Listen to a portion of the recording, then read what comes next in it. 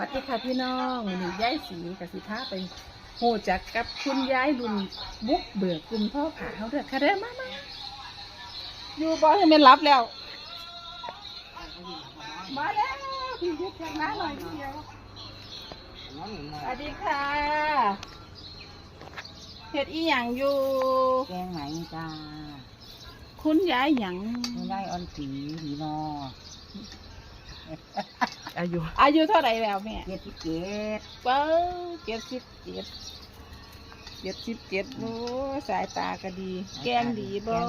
ไหมกันงาม แกงจะเหงานอน นี่ล่ะจ้าพี่น้องที่เป็นเห็ดตอนที่เป็นขาไหนถึงงานของกลุ่มเฮาก็ต้องมี แกง มีแกงมีกวดมีปันมียอมมีทุกอย่างเลยจากต้นน้ำหอดปลายน้ำเลย